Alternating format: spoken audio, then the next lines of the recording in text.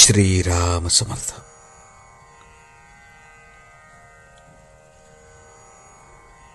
भगवंताचे प्रेम कसे उत्पन्न होईल ते पाहावे. चमत्कार करता आले म्हणजे ब्रह्मज्ञान झाले असे नाही म्हणता येणार. संताचे दर्शन झाले पण त्याच्या आजूबाजूचे लोक पाहिले तर वाईट दिसत. आपण दवाखाना पाहायला गेलो तर निरोगी लोक आपल्याला तिथे कसे दिसतील. आमची प्रपंचाची नड संताने दूर करावी हे म्हणणे चुकीचे नाही का. ती दूर करण्याकरता प्रापंचिकाकडे जावे, संताकडे नव्हे. आता दुखणे बरे व्हावे म्हणून जरी रामराम म्हटले तरी सुद्धा ते वाया जात नाही. सत्पुरुषांचे अत्यंत उपकार कोणते असतील तर रोगाचे निदान काय आहे हे त्यांनी शोधून काढले. आपल्याला हवेपणाचा रोग झालाय. हवे नको पण जिथे आहे तिथे समाधान नाही हे खास.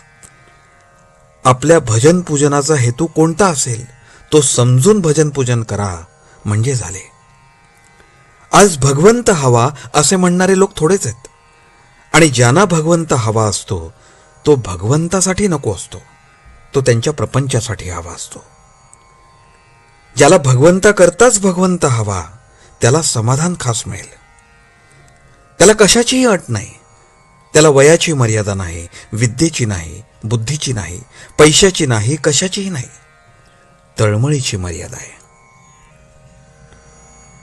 खरोखर परमार्थ हा अनुमानाचा नाही. आपण नुसते बोलतो, कृती काहीच करत नाही म्हणून तो आपल्या आवाक्याबाहेर आहे असे आपल्याला वाटते. न करायला सबबी पुष्कळ सांगता येतात. अर्जुनाला भगवंताने युद्धाला उभा राहा म्हणून सांगितले. अर्जुन सबबी सांगू लागला.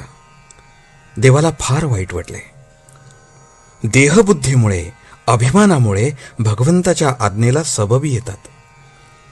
व्यवहारात सबबी सांगण्याची आम्हाला फार सवय झाली आहे.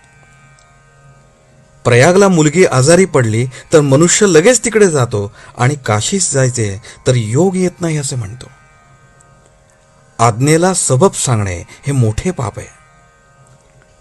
एखाद्या सावकाराला सांगितले की तुझ्याजवळचे सर्व काही देऊन टाक तर तो कदाचित देईलही, पण मी दिले ही आठवण नाही जाणार त्याची. जो द्यायला सांगतो तोच दाता असतो हे तो विसरतो. व्यापाराला स्वप्न व्यापाराचेच पडते. त्याप्रमाणे आपण ज्याचा सहवास करावा त्याचे प्रेम येते. भगवंताविषयी प्रेम कसे उत्पन्न होईल ते पाहावे. सहवासाने, निश्चयाने किंवा आपलेपणा विसरल्याने परमेश्वराचे प्रेम येते. पुष्कळ दिवस एका घरात राहिल्याने त्या घराविषयी नाही का आपल्याला प्रेम येत. मुंबईत राहणाऱ्याला मुंबई आवडते. याचे कारण सहवास. गांजा प्रथम ओढताना जरी ओकारी आली तरी सवयीने त्याचे प्रेम येऊ शकते. नापसंत नवऱ्याशी जरी लग्न झाले तरी मुलगी निश्चयाने त्याच्यावर प्रेम करायला शिकते. म्हणजेच प्रेम निश्चयाने येऊ शकते. राम आपल्या हृदयात आहे ही भावना ठेवूया. रामाहून मी वेगळा नाही आणि तो माझ्या हृदयात आहे असा दृढ निश्चय करून ही भावना वाढवली पाहिजे. आजचे बोधवचन.